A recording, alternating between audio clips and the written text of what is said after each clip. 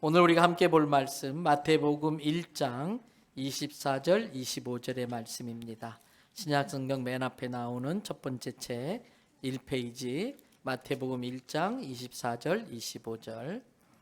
요셉이 잠에서 깨어 일어나 주의 사자의 분부대로 행하여 그의 아내를 데려왔으나 아들을 낳기까지 동침하지 아니하더니 나음에 이름을 예수라 하니라. 아멘. 할렐루야. 오늘도 저와 여러분의 가정, 자녀 그리고 하는 모든 일들마다 하나님의 도우시는 손길이 함께 하시길 주님의 이름으로 축복합니다. 특별히 하나 설교 전에 부탁드리고 싶은 건 우리 시온 찬양대가 좀 더 많아지면 좋을 것 같아요. 남자 대원들이 17명 있으셨는데 우리 젊은 남자 집사님들 부부 찬양대 많이 헌신하시고 특별히 가운데 딱 제가 서 있는 곳에 이렇게 구멍이 뻥 뚫려가지고 그런데 오늘 17분 남자분 쓰셨더라고요. 한 37명, 20명 정도 40명 정도 더 쓰면 좋을 것 같아요. 많이 헌신해 주시기 바랍니다. 저는 주일 새벽이면 이제 주일날은 새벽에 일찍 나옵니다. 그래서 준비한 설교 원고를 또 다듬고 또 외우려고 노력을 하고요. 그래서 가끔이 아니고 거의 매주마다 예배 직전까지 방송실에 설교 원고를 못 넘겨가지고 그때마다 이 설교 원고에 나오는 성경 구절을 준비해야 되는데 늘 미안하게 생각해요. 방송실 미안해요. 다음에 밥 한번 살게요. 그리고 이제 설교 원고가 맞춰지면 여기 들고 있는 이 태블릿 PC로 옮겨가지고 설교를 준비를 하는데 오늘 이제 원고를 다 마치고 옮기려고 하는데 얘가 안 보이는 거예요. 얼마나 당황스럽든지 아무리 찾아도 없어요. 곰곰이 생각해 보니까 어제 집안일이 있어서 새벽에 서울 갔다가 내려오는데 좀 기차에서 뭐 쓸 게 있어가지고 이걸 갖고 갔다가 집에다 그냥 놓고 새벽에 혼자 온 거예요. 얼마나 당황스럽든지. 그래서 얼른 그냥 전화해가지고 빨리 이것 좀 갖다 달라고 해서 상황을 수습했어요. 당황스러운 일이긴 하지만 그래도 얼른 수습할 수 있는 그런 상황이었지요. 그런데 우리가 살다 보면은 정말 예상치 못한 일로 인해서 당황스러운 경우들이 있습니다. 근데 이것이 우리가 수습할 수 있는 상황이라면 모르겠지만 수습하기 어려운 상황이 발생되면 어떻게 해야 될지 난감한 경우들이 있습니다. 오늘 본문에 요셉이라고 하는 예수님의 아버지가 나오는데 바로 요셉의 경우가 그런 아주 황당한 상황을 겪게 된 겁니다. 요셉에게 사랑하는 여인 마리아가 있습니다. 둘이 이제 결혼을 약속을 했습니다. 근데 요셉에게 아주 당황스러운 이야기가 들려오는 거예요. 야, 네 약혼자 마리아 배가 불러오기 시작했어. 너 언제 애를 만들었느냐? 이런 소리가 들리는 거예요. 자기는 이 마리아와 그런 관계를 가진 적이 없는데 약혼자 마리아가 임신했다고 하는 소식을 듣는 겁니다. 처음에는 안 믿었지요. 내 사랑하는 마리아가 그럴 리가 없다고, 헛소문이라고 안 믿었지요. 그러나 나중에 알고 보니까 사실을 확인해 보니까 안타깝게도 마리아가 임신한 게 사실이었습니다. 이제 결혼 얼마 앞두고 있는데 요셉의 입장에 대해서 생각해 보세요. 얼마나 당황스러운 일이겠는가. 마음에 큰 상처를 입었겠지요. 또 배신감도 얼마나 컸겠습니까. 이제 남은 거라고는 저 여자 뱃속에 있는 아이는 내 아이가 아닙니다. 이렇게 밝히면서 이 마리아는 질질 끌려 나와가지고 돌에 맞아 죽는 것밖에 남지 않았어요. 그런데 요셉이 그렇게 하지 않습니다. 성경은 요셉을 보고 의로운 사람이다 이렇게 이야기합니다. 의로운 사람, 무엇이 의로운 건가요? 우리는 얼핏 생각할 때에 죄를 짓지 않으면 의롭다라고 생각을 합니다. 그런데 성경은 요셉을 의롭다고 말했는데 요셉이 의로운 이유를 우리가 생각하는 것과는 다르게 설명하고 있습니다. 오늘 본문이 마태복음 1장이잖아요. 그 1장에 읽지 않은 앞부분이 있는데 1장 19절을 보세요. 우리 같이 한번 스크린에 말씀 떴네요. 읽어보겠습니다. 그의 남편 요셉은 의로운 사람이라 그를 드러내지 아니하고 가만히 끊고자 하여 말씀 그대로 띄워놔 주세요. 요셉이 의로운 사람인데 왜 의롭다고 했냐면 마리아가 저지른 일을 까발리지 않고 드러내지 않고 덮어두고 가만히 관계를 정리하려고 하는 그러한 요셉의 모습이 의롭다는 거예요. 사람들은 자칫 잘못하면 나는 저 여자가 지은 저 죄를 안 저질렀으니까 나는 의로워. 그러니까 나는 저런 여자를 욕할 수 있어 라고 생각할 수 있습니다. 나는 저 사람이 지은 죄를 안 저질렀으니까 나는 저 사람보단 의로워. 그러면서 그 사람을 정죄할 수 있습니다. 제가 종종 말씀드리지요.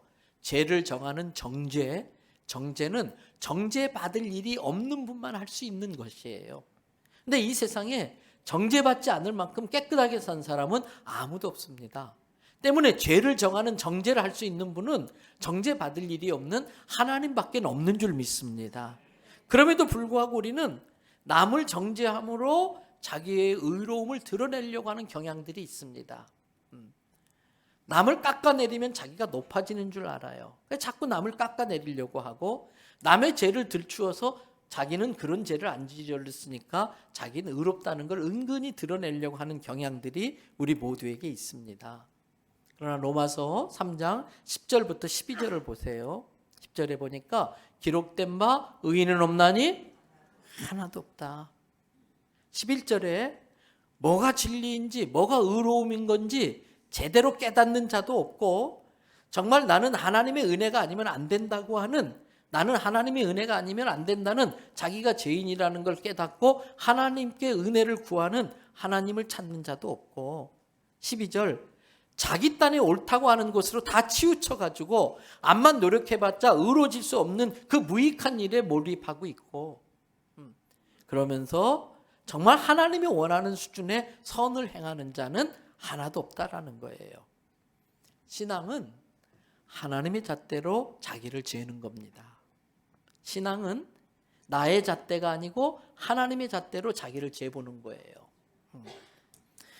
여러분 나의 잣대로 자기를 재면 그래도 저 사람보단 내가 의롭지 이렇게 생각할 수 있습니다. 그러면 남을 정죄하기가 쉽습니다. 그러나 하나님의 잣대로 자기를 재보면 자기가 참 추한 죄인이라는 걸 깨닫게 됩니다. 그러면 다른 사람이 자기보다 낫다고 해서 함부로 남을 정죄할 수 없습니다. 하나님의 잣대 앞에 자기는 너무나 추한 죄인이니까. 그러면 그 사람은 정죄가 아니라 회개를 합니다. 예수 그리스도께 한 회개만이 우리를 의롭게 하는 유일한 방법인 것입니다. 그래서 성경은 말합니다. 누가복음 6장 41절부터 42절에 보니까 어찌하여 형제의 눈 속에 있는 티는 보고 내 눈 속에 있는 뭐요? 들보가 뭡니까? 이 무거운 지붕이 무너지지 않게 떠받치고 있는 아주 큰 기둥이 들보입니다. 그러면서 42절 보세요. 너는 내 눈 속에 있는 그 큰 들보는 못 보면서 어떻게 형제의 눈에 있는 그 티끌은 잘도 보느냐? 먼저 네 눈에 있는 들보부터 빼놓고 형제의 눈에 있는 티끌을 뺄 건지 말 건지 해야 될 거 아니냐 이 말씀이에요. 그렇습니다. 세상에 남을 정죄할 만큼 의로운 사람은 아무도 없습니다. 다 죄인만 있을 뿐입니다. 요셉은 마리아가 자기에게 씻을 수 없는 상처를 주고 아픔을 주고 씻을 수 없는 죄를 저질렀지만 그래서 그걸 다 까발리고 싶었지만 순간 자기를 돌아본 겁니다. 그러면서 내가 마리아 같은 죄는 저질렀지 않았지만 나도 하나님 앞에서 드러나지 않은 많은 죄가 있는데 내가 무슨 자격이 있다고 저 마리아를 정죄해? 그래서 정죄하지 않으려고 하는 겁니다. 잠언 17장 9절에 보세요. 허물을 덮어주는 자가 사랑을 구하는 자다 그랬어요. 남의 허물을 덮어주는 자가 진짜 사랑을 구하는 자라는 거예요. 요셉은 너무나 마음이 아팠지만 생각한 거예요. 마리아에게 내게 말할 수 없는 피치 못한 사정이 있었을 거야. 그럴 수밖에 없었던 어떤 상황이 있었을 거야. 여러분 한번 받아십시다. 그럴 만한 이유가 있었겠지. 그럴 만한 사정이 있었겠지. 나라도 그랬을 거야. 어쩌면 나는 더 했을지도 몰라. 여러분, 율법은 나에게 적용하는 거예요. 그리고 다른 사람에게는 은혜를 적용하는 겁니다.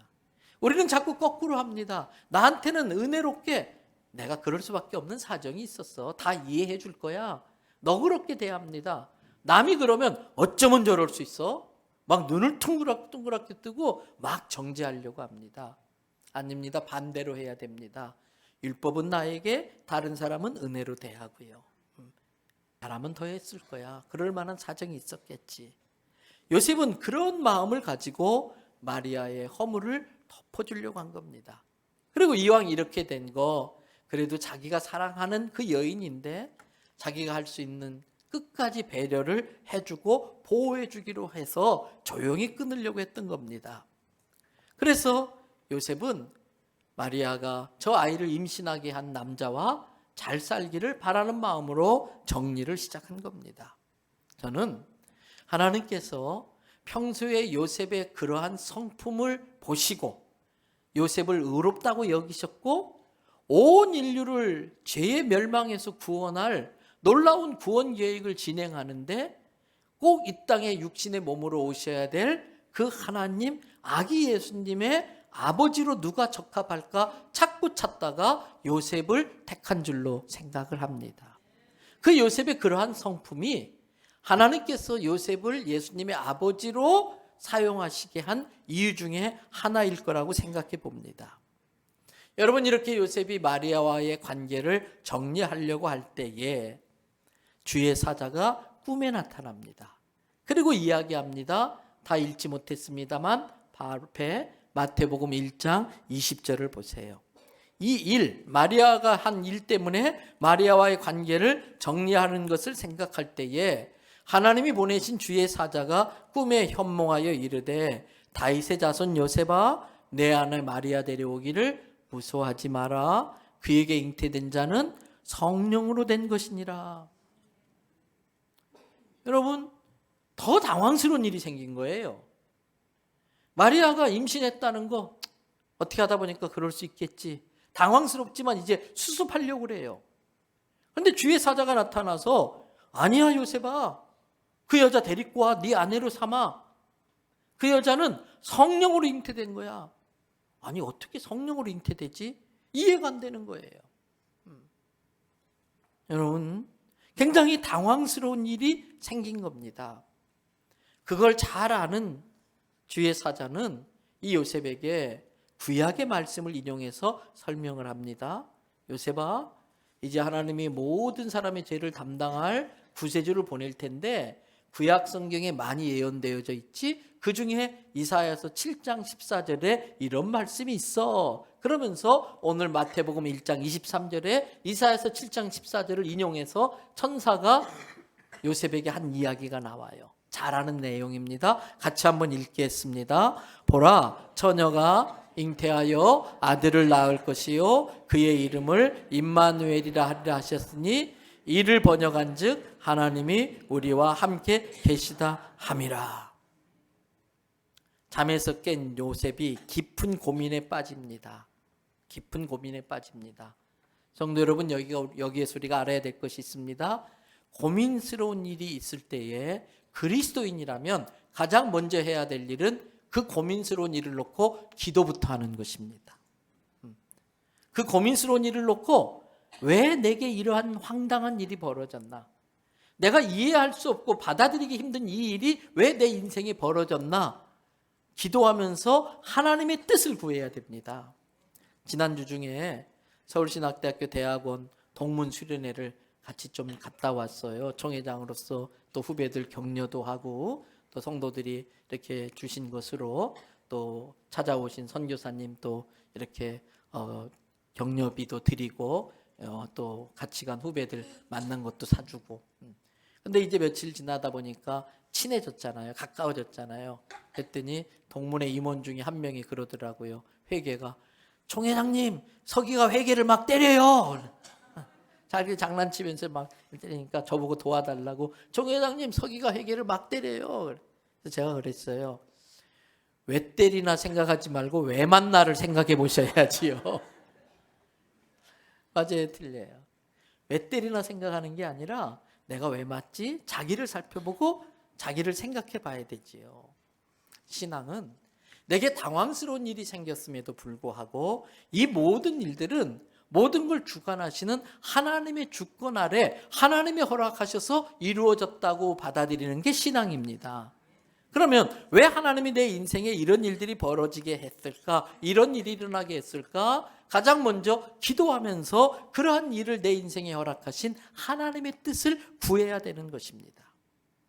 요셉은 그 천사의 이야기를 듣고 구약의 천사가 알려준 말씀들을 묵상해 가면서 아하, 하나님의 놀라운 구원 계획이 이제 본격적으로 시작되었구나. 근데 나같이 허물 많고 부족한 사람을 하나님이 의롭다고 여기셔서 나를 택하셔서 사용하시기로 하셨구나. 당황스러운 일이었지만 요셉은 하나님의 뜻을 깨닫고 그 하나님의 뜻을 자기의 소명으로 받아들이기로 했습니다. 여러분, 이것을 소명의식이라고 말합니다. 여러분, 모든 사람들은 하나님이 뜻이 있어서 이 세상에 보내신 겁니다. 내 나이가 상관없이 아무리 나이가 많아도 이 땅에 이 육신의 생명을 갖고 살게 하시는 분은 하나님이십니다. 나를 이 땅에 살게 하시는 이유는 내가 아직도 이 땅에서 해야 될 일이 남아있기 때문입니다. 그것이 연세가 많으셔서 옛날처럼 막 몸으로 김장하는 일에 돕지 못하고 전도팀에 나가지 못하지만 여러분, 침상에 누워서라도 기도할 수 있기 때문에 남겨두신 거예요. 기도를 우리가 기도할 때에 하나님이 그 기도에 응답하셔서 역사하실 줄 믿습니다. 여러분, 그것도 나의 소명이라고 믿고 그 사명을 감당하라고 이 땅에 남겨두신 거예요. 여러분, 100세 시대입니다. 비록 직장에서 은퇴하셨어도요, 지금부터 내가 하나님의 나라를 위해서 내게 주어진 상황과 여건 속에서 할 수 있는 일이 무엇인가 기도하시면서 주의 뜻을 구하면 나를 그 직업의 경력을 갖게 했고 나로 하여금 지금 이 상황에 있게 하신 하나님의 뜻을 깨닫게 될 줄 믿습니다.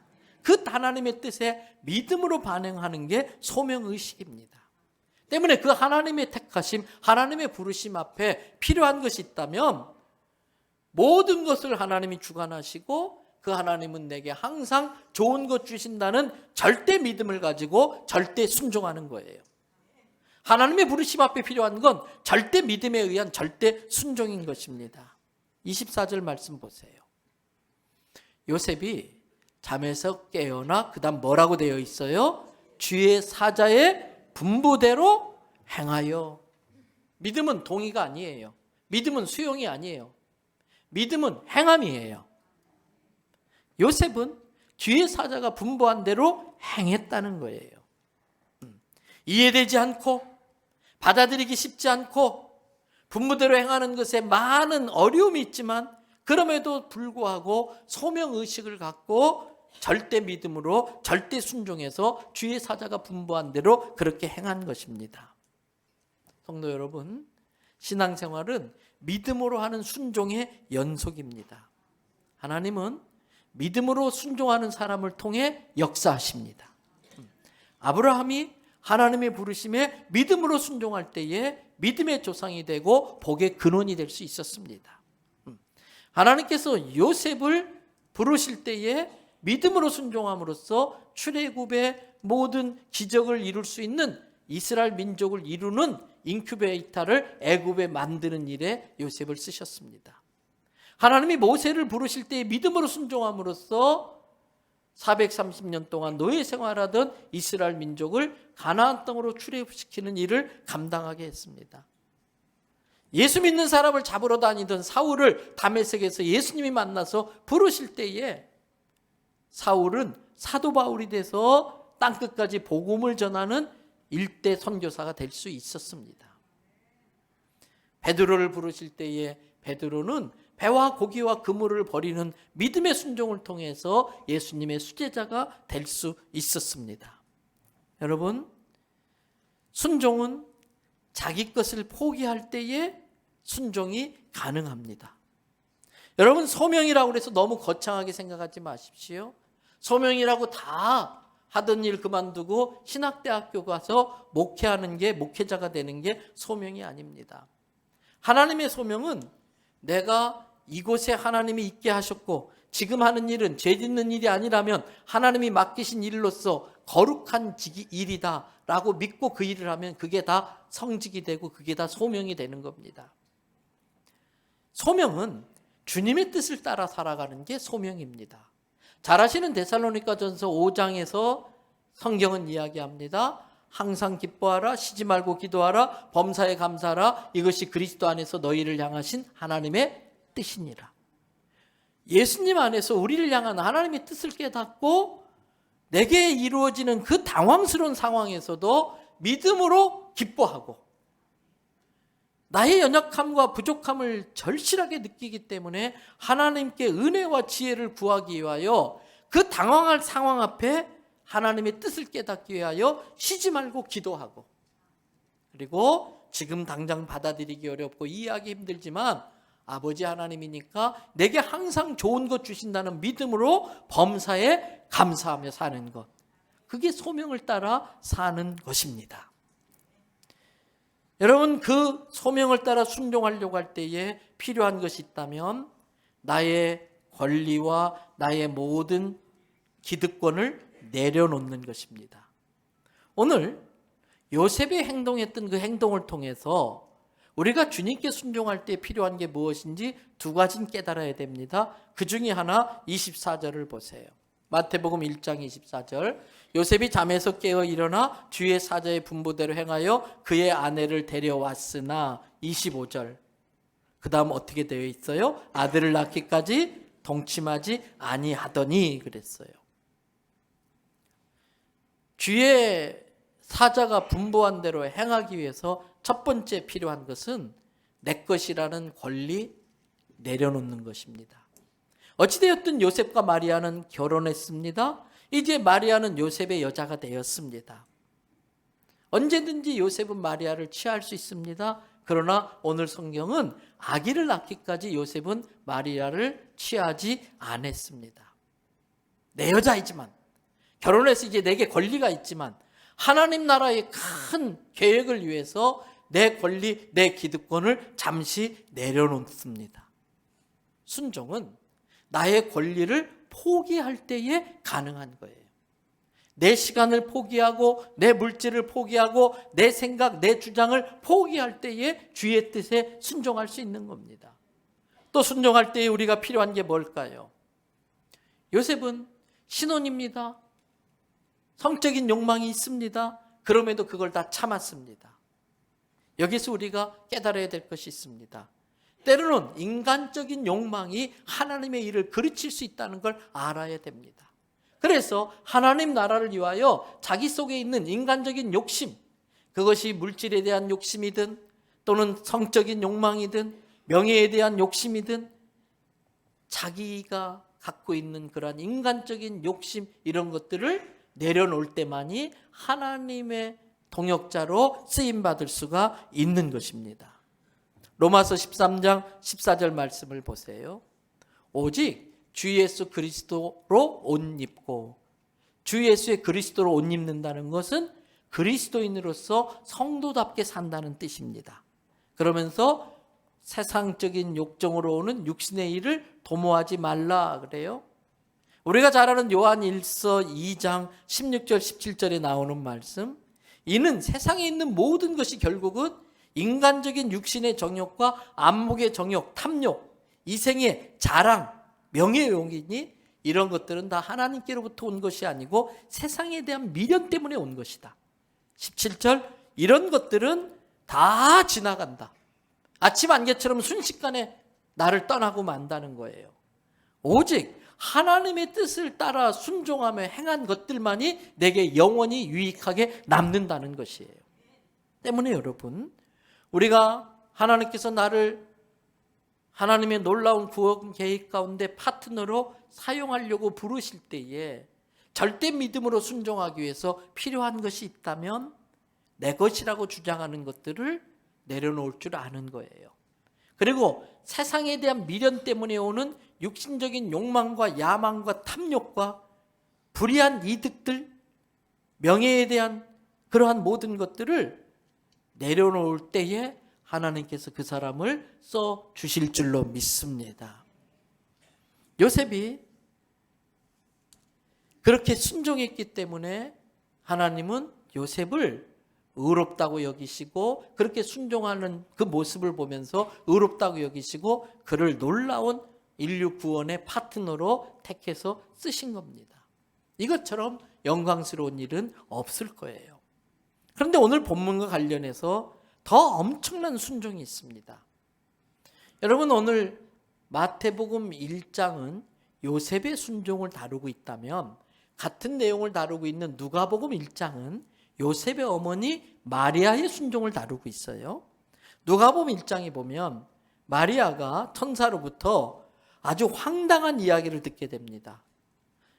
1장 34절 말씀, 황당한 이야기를 듣게 되는데 1장 35절 말씀을 보세요.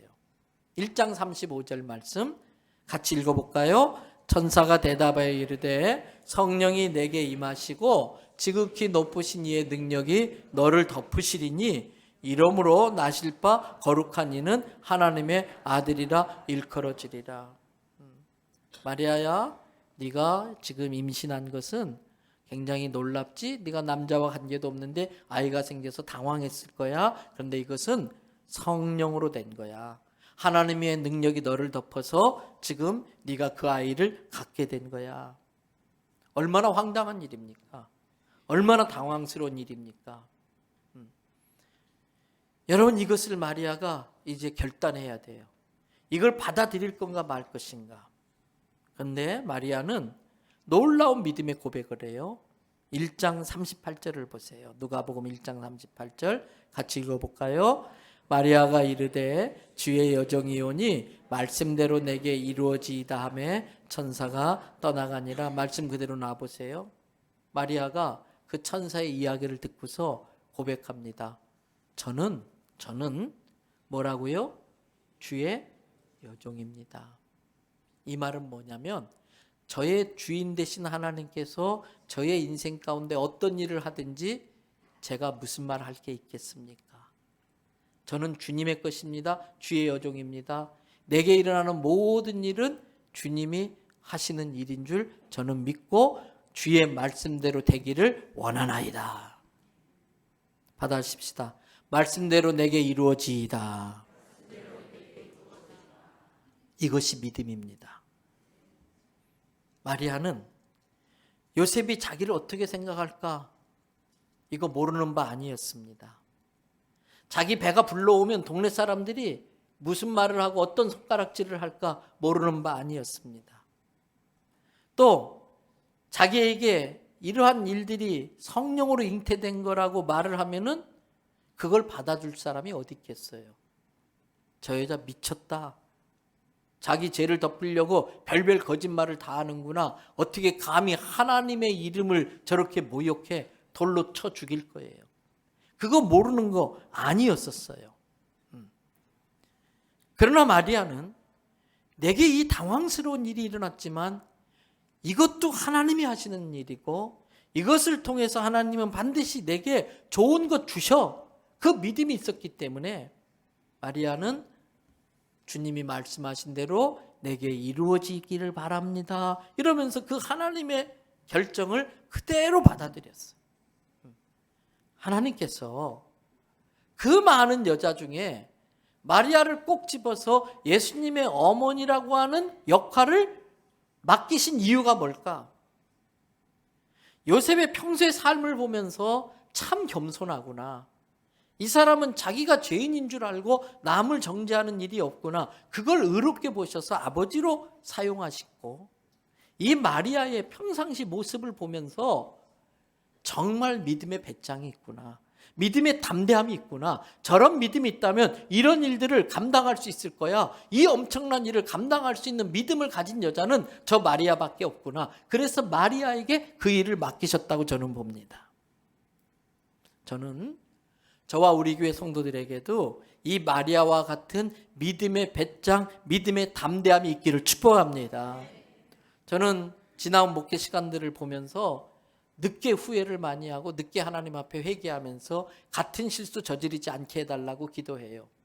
그 중에 하나가 믿음의 배짱이 없었어요. 좀 더 믿음이 컸었어야 되는데. 그러면 주님이 더 크게 저와 우리 교회를 통해서 역사하셨을 텐데 그 믿음의 배짱이 없었던 게 저의 참 부족한 부분이었더라고요. 그런 실수를 하지 않게 해달라고 기도하는데 오늘 마리아는 여자로서 겪을 수 있는 가장 엄청난 일을 당하는데도 불구하고 주님의 뜻이라면 제 인생을 그렇게 쓰세요. 주님이 쓰시겠다면 제 몸뚱아리를 그렇게 쓰세요. 자기를 죽게 내어드리는 놀라운 믿음의 결단을 합니다. 여러분, 그 마리아를 기특하게 보신 하나님은 마리아가 염려할 수밖에 없었던 일들을 다 해결해 줍니다. 자기가 임신한 걸 알았을 때 가장 먼저 생각난 사람이 누굴까요? 도저히 이해가 안 돼요. 누군지? 누가 가장 먼저 생각났겠어요? 부모님 아니면 난 요셉이겠지요. 요셉에 대해서 요셉이 나를 어떻게 생각할까? 요셉이 어떤 상처를 받을까? 이 과정 속에 요셉과 나는 헤어지게 될 텐데 많은 걱정을 했는데 하나님께서 그거 왜 모르셨겠어요? 사자를 보고 야 요셉한테 가서 네가 이 상황을 알리고 수습해라. 그래서 요셉으로 하여금 마리아에 대한 모든 오해를 다 불식시키고 이게 하나님이 하시는 일이구나 그걸 깨우쳐주고 아주 기쁨으로 마리아를 영광스럽게 생각하면서 받아들이게 다 해결해 주셨잖아요. 여러분, 우리가 정말 하나님께서 내 삶에 일으키신 당황스러운 일이지만 그걸 순종하려고 할 때에 그것 때문에 인간이기 때문에 걱정할 수밖에 없는 것, 그 일로 인하여 인간이기 때문에 근심할 수밖에 없는 일들이 있지만 하나님은 그 모든 일들까지도 해결해 주시는 걸 믿으시기 바랍니다. 뿐만 아니라 하나님은 이 마리아가 혼자 외롭지 않도록 또 그 10개월 동안 믿음이 흔들리지 않도록 함께 기도하면서 함께 동병상련 그 입장을 이해할 수 있는 동역자를 붙여줬어요. 여러분, 누가복음 1장 36절을 함께 읽어보겠습니다. 다 같이 보라 내 친족 엘리사벳도 늙어서 아들을 배었느니라 본래 임신하지 못한다고 알려진 이가 이미 6달이 되었나니. 마리아는 자기 친척 할머니 되시는 엘리사벳의 이야기를 듣고 깜짝 놀랐어요. 아니 엘리사벳 할머니가 애를 가졌다고요? 나이 많은 할머니예요. 구약의 예언대로 예수님이 메시아라는 것을 증명하는 몇 가지 필요 조건들이 있는데 그 중에 하나가 광야에 예수님이 갈 길을 미리 내는 세례 요한이 있어야 되는 거예요. 하나님은 여자로서의 모든 생식 기능이 떨어진 할머니 엘리사벳을 하필 이용했어요. 왜? 마리아에게 믿음을 더 든든히 세워주려고. 엘리사벳도 내가 임신하게 했어. 너에게도 내가 그런 일을 얼마든지 할 수 있어. 그러면서 엘리사벳으로 하여금 여러분이 잘 아는 세례 요한을 낳게 만드신 겁니다. 여러분, 이처럼 하나님은 우리가 하나님의 일을 하려고 한다면 그 일을 나 혼자 하도록 외롭게 두지 않고 그 일을 같이 동역할 수 있는 준비된 사람들을 내게 붙여주십니다. 제가 부산 온 지 이제 좀 시간이 되어서 늘 부산에 올 때마다 청년 부흥에 대한 그러한 빚진 마음이 있었어요. 그래서 이제 초교파적으로 3개월에 한 번씩 제가 수련회 집회 인도했던 교회 청년들을 모아가지고 차영지, 차세대 영적 지도자 운동이라는 걸 하면서 집회를 하고 다녔었지요. 그런데 2004년, 2005년도에 서울에서 2007년도 평양 대부흥 100주년 기념이 되는 그 해에 다시 한번 한국교회 부흥을 일으키자고 해서 어게인 1907 운동이 벌어졌어요. 서울에 그걸 주관하던 분들이 부산도 해야 된다. 그래서 그러한 차영지 소식도 듣고 저에 대한 이야기를 듣고 찾아와서 그 일을 하자고 했어요. 아이고 저는 그 큰 일을 할 만한 사람이 못 됩니다. 같이 일할 사람이 없습니다. 그렇게 사양했지만 계속해서 강권적으로 권해서 순종하는 마음으로 하겠다 할 때에 하나님께서 곳곳에 사람들을 들추어내 주셨는데 우리도 부산 땅의 부흥을 위해서 10년째 기도해오고 있습니다. 우리도 부산 땅의 영혼 구원을 위해 땅 밟기 기도를 지금까지 계속 해오고 있습니다. 그러면서 같이 붙여주는 사람들이 있었어요. 그 중에 하나가 통합직 교회인 구덕교회, 구덕장로교회에 제가 청년 집회를 갔는데 거기에 청년부 담당 목사님이 유임금 목사님이란 분이 계셨어요. 아주 뜨겁고 주님 사랑하는 분이에요. 그래서 그분이 부산 성시운동본부 사무국장을 하면서 2006년도에 백스코를 빌려서 부산의 청년들 10,000명을 모아서 철야 집회를 했어요. 그것이 계기가 되어져서 2007년부터 해운대 성령대 집회 제가 준비위원장을 맡고 그 유인근 목사님이 총무님이 되셔서 주로 그분이 다 일을 하셨고 저는 그냥 숟가락 얹어놓는 정도였었어요. 그때 제가 느끼는 게 내 힘으로는 도저히 감당할 수 없는 걸 아시는 주님께서 미리미리 사람들을 다 키워놓고 심어놓으셨고 때가 되니까 만나게 하시는구나. 부산 크리스마스 트리 축제도 여러분 모 종교단체에 우리가 낸 세금을 몇십억씩 연등 행사라든지 이런 데 지원을 해주고 있을 때에 어떤 크리스찬 시의원이 그걸 지적하게 됐고 그래서 부산시에서 갑자기 부산 기독교계에 5천만 원을 예비비에서 이렇게 지원금을 주게 됐어요. 이거 어떻게 쓸까 하다가 원도심 무너져 가는데 광복동 살리자 사람 많이 오지 않는 겨울에도 부산에 사람이 많이 오도록 겨울축제 크리스마스 트리 축제라는 걸 하자. 그래서 13년 전에 그 일을 시작하게 됐어요. 어떻게 하다 보니까 저도 그 일에 깊이 들어가서 관여하고서 제1회 크리스마스 트리 축제 때 전날에 비가 와서 누전돼서 막 전등들이 불이 나갈 때에 우리 교회 집사님 몇 분 청년들이 사닥다리 갖고 가서 그걸 다 밤새 이렇게 해가지고 트리 축제를 성공적으로 하게 했었어요. 그때 만나게 됐던 분 중에 하나가 지금 전국적으로 유명한 피자집이 된 이재모 피자의 사장이신 김익태 장로님이세요. 그분과 함께 마음을 맞춰서 그 일을 잘 해낼 수가 있어요. 이제 횟수가 지나면서 좀 문제들이 생겨가지고 너무 안타깝고 거기가 막 장사가 잘 되니까 이 상가 주인들이 황금알 낳는 거위를 잡아먹는 짓을 했어요. 막 상가 임대를 올리니까 이제 거기 다 감당 못해서 빠져나가면서 옛날에 그 분위기가 없어져서 정말 안타까운 마음이 제게 있어요. 어찌됐든 그런 모든 일들의 과정을 통해 하나님은 우리가 하나님의 일을 하려고만 한다면 돕는 사람을 붙여주는 줄로 믿습니다. 지난주 사무총회를 통해서 여전도의 남전도의 임원들이 되고 구역장이 되고 두려운 마음이 왜 없겠습니까? 그러나 제가 여러분들이 정말 주님을 믿는 믿음으로 순종하면은 주께서 같이 손잡고 일할 수 있는 사람을 예비했다가 붙여주는 줄로 믿습니다. 여러분 마리아가 엘리사벳에게 가서 인사할 때에 엘리사벳의 뱃속에 있었던 아직 태아인 세례 요한이 반응하기 시작합니다. 누가복음 1장 41절부터 45절이에요. 엘리사벳이 마리아가 문안함을 들으며 아이가 복중에서 뛰노는지라 엘리사벳이 성령의 충만함을 받아 42절 성령의 충만함을 받았다는 건 성령님이 알려줬다는 뜻이에요. 엘리사벳의 입술의 고백을 통해 지금 마리아를 격려하는 거예요.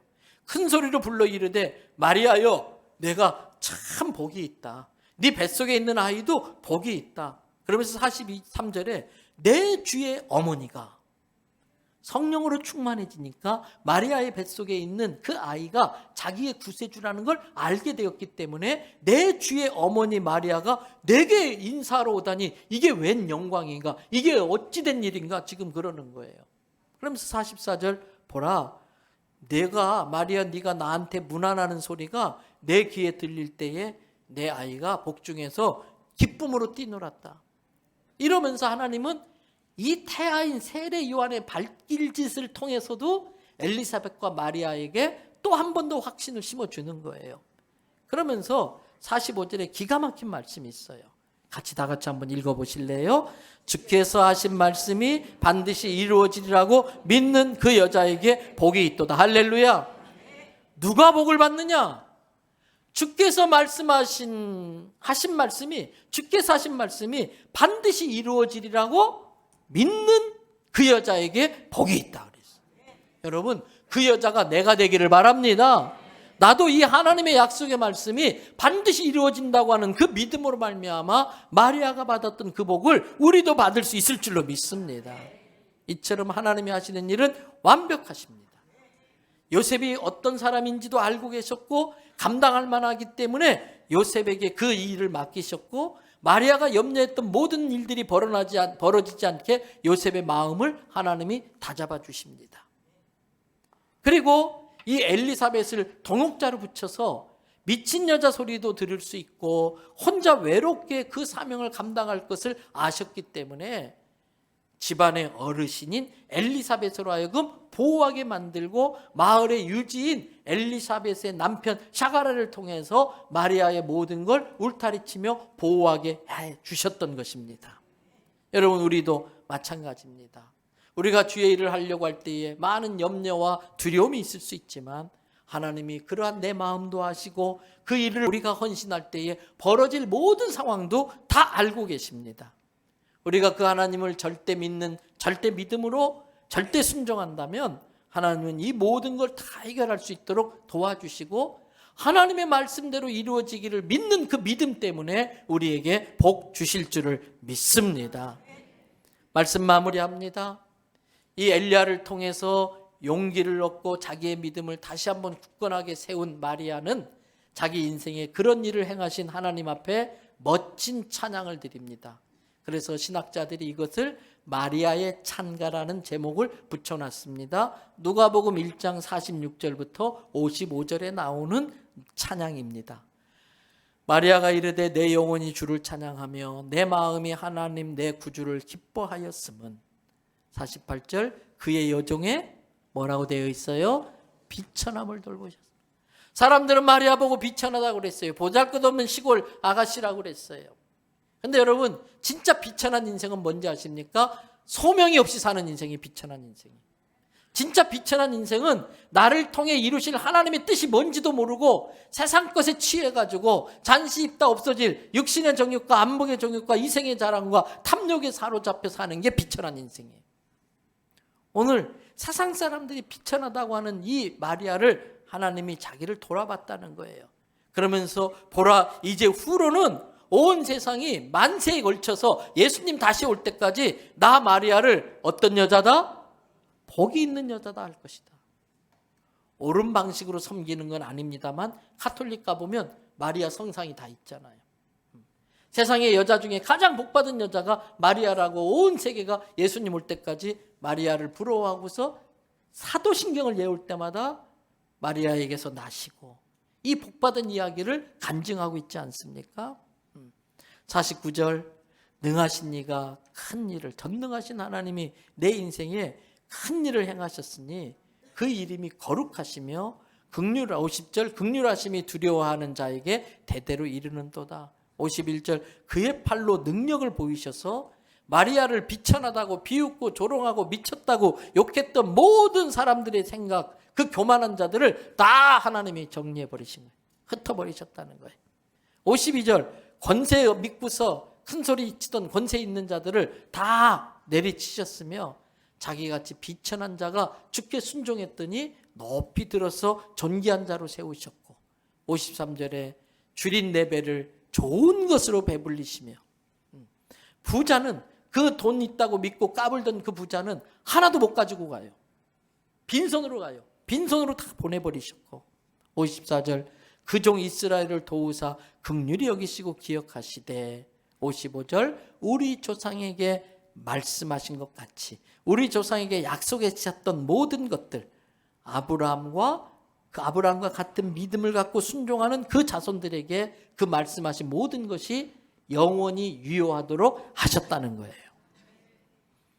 성도 여러분, 하나님은 지금도 인류를 구원할 하나님의 놀라운 구원 계획에 동참할 이 시대의 요셉을 찾고 계세요. 이 시대의 마리아를 찾고 계세요. 여전히 하나님은 지금도 요셉과 마리아가 필요한 것입니다. 저는 하나님께서 그렇게 찾으실 때에 찾으시는 그 눈길이 우리 교회에 머물기를 축복합니다. 하나님의 그 눈길이 우리 교회에 엎드려서 마리아처럼 믿음으로 기도하는 그 사람에게 눈길이 머물기를 바랍니다. 자기 잣대로 의롭다고 생각하는 사람이 아니고 하나님이 보실 때에 의롭다고 여길 수밖에 없는 지극히 겸손한 그 요셉 같은 사람이 우리 교회에서 나오기를 바랍니다. 성도 여러분, 2024년이 이제 곧 시작될 겁니다. 여러분, 오늘이 내일보다 더 젊습니다. 오늘이 내일보다 더 젊습니다. 목소리가 더 싱싱할 때에 찬양대로 봉사하세요. 특별히 산부 찬양대에 젊은 성도들이 많이 가시면 좋겠어요. 여러분, 아무리 돈을 많이 쌓아놔도 갈 때는 하나도 못 갖고 가죠. 부자를 하나님이 다 빈손으로 보내신다고 그랬어요. 물질을 영혼 구원하는 데 쓰시기를 바랍니다. 그리고 조금이라도 더 힘 있을 때에 주차, 성도들의 편리한 예배를 위해서 주차도 봉사하시고, 또 주중에 시간 되면 나와서 전도도 하시고, 특별히 결심하세요. 요즘 시대는요, 전도지 뿌려서 전도되는 경우는 참 힘들다고 그래요. 학교 앞에서 우리 성도들이 가서 이제 애들 붙잡고 교회 가자고. 근데 이번에 서울에서 참 맘카페가 참 무서워요. 그 맘카페에다가 전도하는 사람을 고발한다고 지금 난리가 났어요. 무지하니까, 다 치우쳐서 무익한 것을 빠져 있기 때문에 그 전도가 자기 자녀를 천국으로 구원하고 영혼 구원한다는 걸 모르니까 그렇게 막 고발하겠다고 하는 그런 시대가 됐어요. 이럴 때에 우리는 또 지혜를 발휘해야 돼요. 전도는 관계를 통해서 전도할 때 가장 효과가 많다고 그래요. 관계가 뭡니까? 직업으로 관계가 맺어져야 돼. 학부모로서 관계가 맺어져야 돼. 유치원의 학부형끼리 관계가 맺어지고 아파트 주민회를 통해서 관계가 맺어져요. 여러분, 그 관계를 통해서 천하보다 귀한 영혼을 구원하는 일에 나도 요셉처럼 마리아처럼 하나님의 동역자로 쓰임받겠다고 하는 그러한 소명의식과 그 일에 내 것을 영혼 구원하는 일에 투자하는 내 권리를 주의 나라를 위해서 포기하고 나의 세상적인 욕망을 내려놓고 영혼 구원하는 일에 열정을 쏟을 수 있는 저와 여러분 될 수 있기를 주님의 이름으로 축복합니다.